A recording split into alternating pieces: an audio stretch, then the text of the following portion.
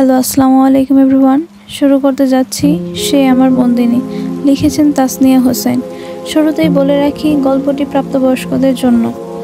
রক্ত দিয়ে গোসল করে প্রতিনিয়ত। বীর তার দু হাতে পিস্তল দিয়ে অনবরত গুলি করতে থাকে, একের পর এক ধ্বংস। শত্রুপক্ষ একজনের পেছন থেকে তার মাথা আঘাত করতে চাইলে বীর ঝুঁকে যায়। পর মুহূর্তে তার কপাল বরাবর শুট করে দেয়। বীরের গার্ডরা একে একে সবাইকে শেষ করে ফেলল। রাজবীর একাই 100। শত্রুপক্ষের নেতা মাটিতে হাঁটু গেড়ে বসে আছে। বীর তার সামনে চেয়ারে বসা। শত্রুপক্ষের নেতা বীরের পায়ে ধরে ক্ষমা চায় ওকে ছেড়ে দেওয়ার জন্য। বীর বাঁকা হাসি দিয়ে বলে, ঠিক আছে, চলে যা। লোকটা হাসি মুখে উঠে দাঁড়ায়। প্রাণে বাঁচার একটা সুযোগ পেয়েছে, কিন্তু নিকো ধারালো ছুরি দিয়ে মুহূর্তে শত্রুর ধার থেকে মাথা আলাদা করে দেয়। নিকোর কাছে কোনো ভুলের মাফ নেই। বীর নিজেও ছাড়তো না।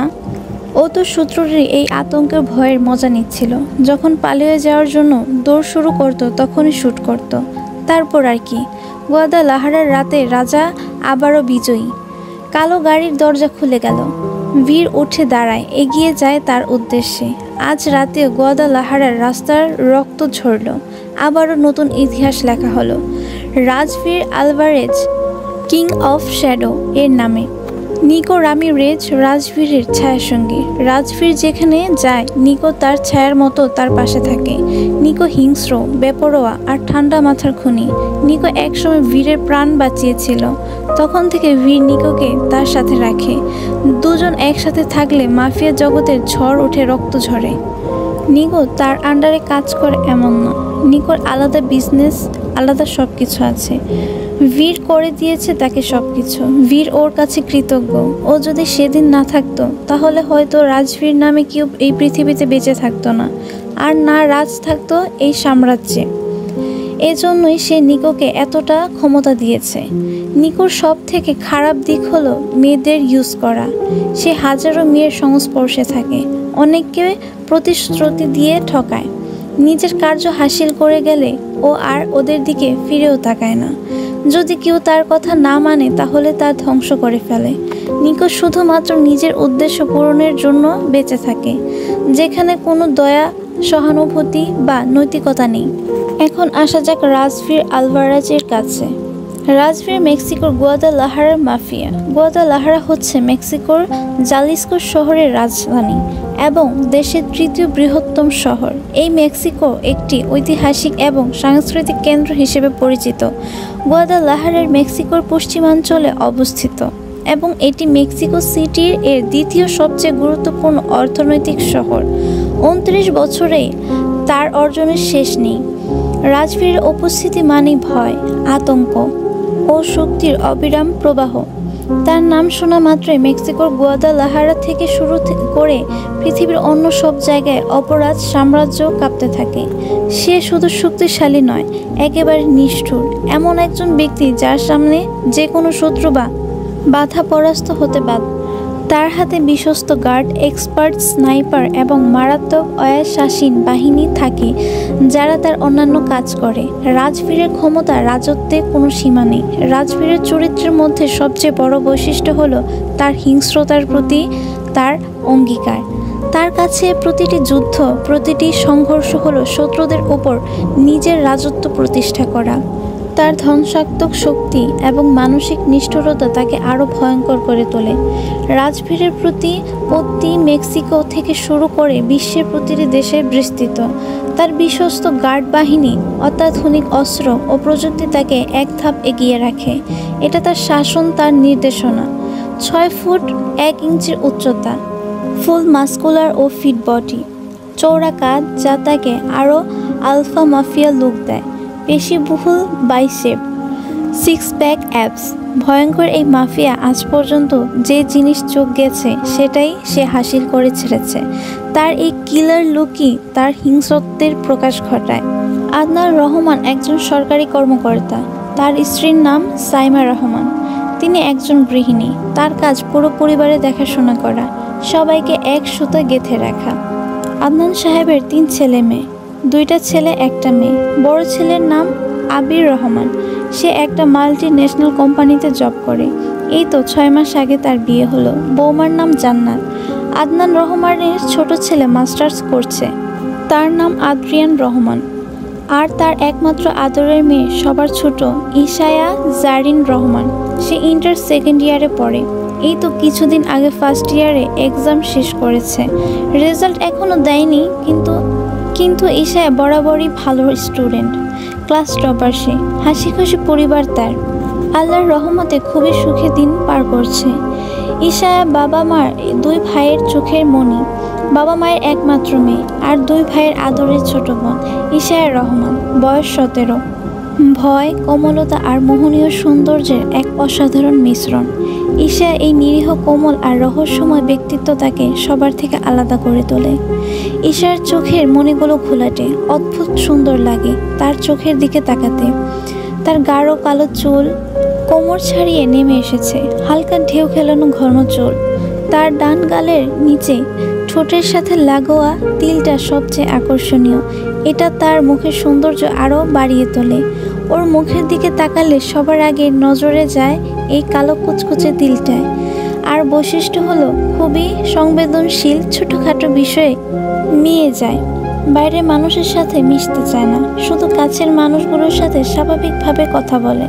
ঈশার শুধু 2টা বেস্ট ফ্রেন্ড আছে, আরিনা হোসেন আর মেহনাজ তাসফিয়া। ওদের সাথে ঈশার ছোট থেকে বন্ধুত্ব, একসাথে পড়ালেখা করেছে, এক স্কুলে, এখন এক কলেজে। আর তার আরও একজন খুব কাছের মানুষ আছে, তার নাম সাফা আহমেদ। সে সম্পর্কে তার ফুফাতো বোন, বয়সে তার থেকে অনেক বড় হলেও তার সাথে বন্ধুত্বপূর্ণ সম্পর্ক ঈশার। আবার সাফার সাথে তার ছোট দাদা ভাই আদ্রিয়ানের প্রেমের সম্পর্ক, এজন্যই তাদের বন্ডিংটা অন্যরকম। ওদের সম্পর্কের কথা 2 পরিবারই জানে। এখন শুধু ছোট দাদা ভাই পড়ালেখা শেষ করে একটা ভালো কাজ জয়েন করলেই ওদের পারিবারিকভাবে বিয়েটা হয়ে যাবে। খুবই গোছানো জীবন ওদের, সুন্দর, স্বাভাবিক, প্রাণোচ্ছল। এই সুন্দর পরিবারে যে একটা কালো ছায়া ঘেরাও করবে সেটা তারা দুঃস্বপ্ন কল্পনা করেনি।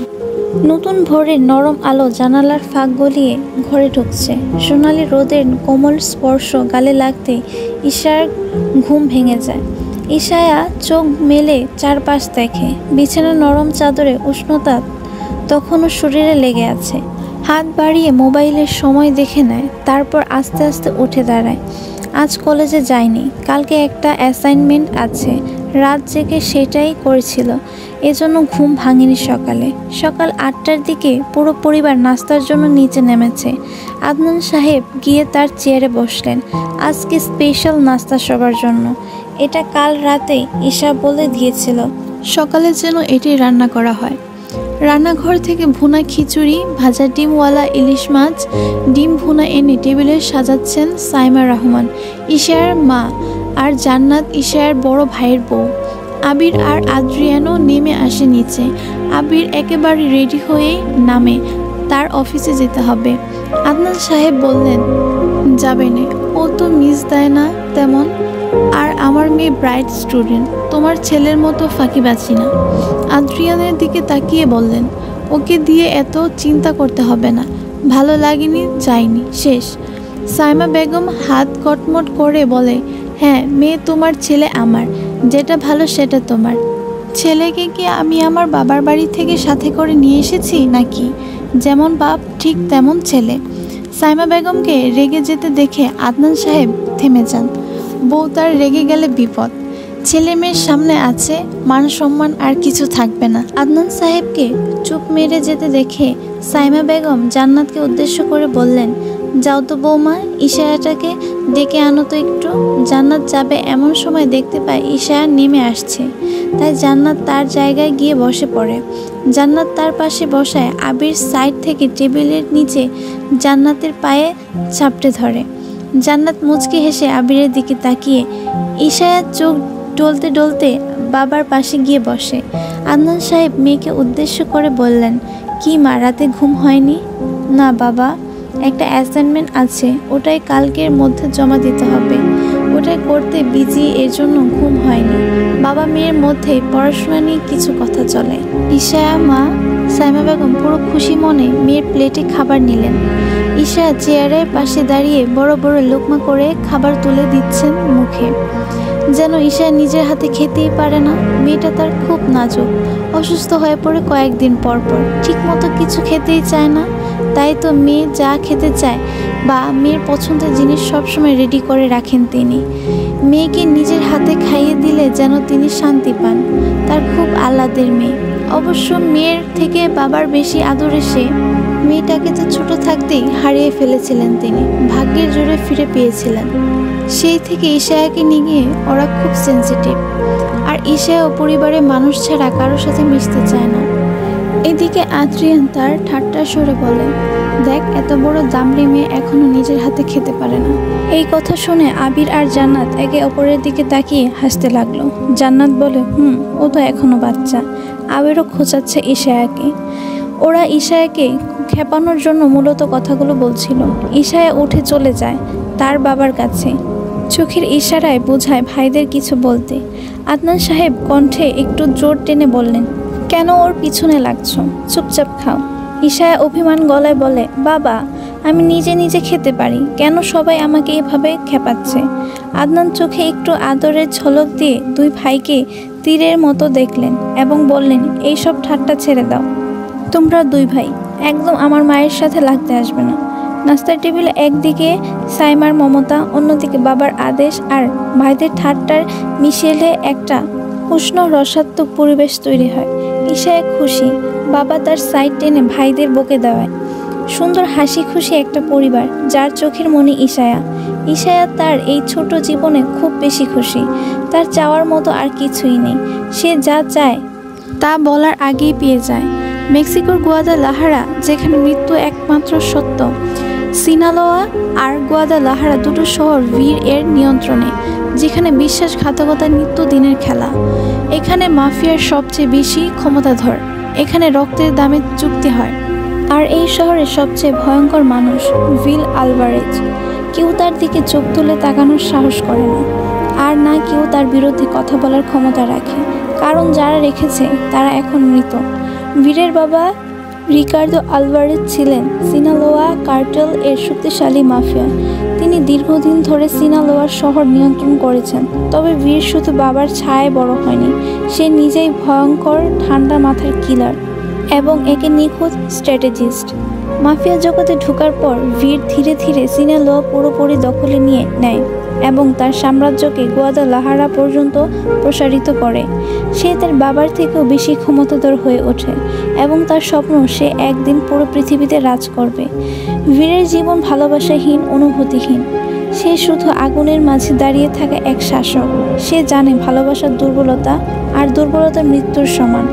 অন্ধকার সাম্রাজ্যের অধিপতি বীর ভয়ঙ্করতম নাম। এমন এক ব্যক্তি যার কাছে ক্ষমতা, প্রতিশোধ আর রক্তের গল্প লেখা আছে। সে এমন এক রাজা যার কোনো হৃদয়ে টান নেই, কোনো দুর্বলতা নেই, কিন্তু এক রাতে সব বদলে যায়। রক্তের লেখা প্রতিশোধ। বীরের বাবা একজন কিংবদন্তি মাফিয়া লিডার রিকার্ড আলভারেজ প্রতিদ্বন্দ্বী মাফিয়া গ্রুপের টার্গেটে মারা যান। তারা ভেবেছিল এই এক হত্যাই আলভারেজের সাম্রাজ্যের পতনের শুরু হবে, কিন্তু তারা ভুল করেছিল। বীর প্রতিশোধের জন্য উঠে পড়ে লেগেছিল। সে একে একে সব শত্রুদের শেষ করে তাদের পুরো গ্যাং ধ্বংস করে দেয়। আগুনে পুড়িয়ে, গুলিতে ঝাঁঝরা করে, কেটে টুকরো টুকরো করে তাদের শরীরের সব অঙ্গ প্রত্যঙ্গ যেভাবেই হোক সে প্রতিশোধ নিয়েছে। তার হাতের রক্ত ধোয়ার জন্য কোনো পবিত্রতা নেই, শুধু আছে ক্ষমতা। বীর একাকী রাজা, অন্ধকারের সম্রাট, যার নাম শুনলে পুরো মাফিয়া সাম্রাজ্য কাঁপে। বীরের জীবনে কোনো দুর্বলতা নেই। মাকে তো জন্মের পরে হারিয়েছে, আর তাকেও হারিয়েছে বড় হওয়ার পরে।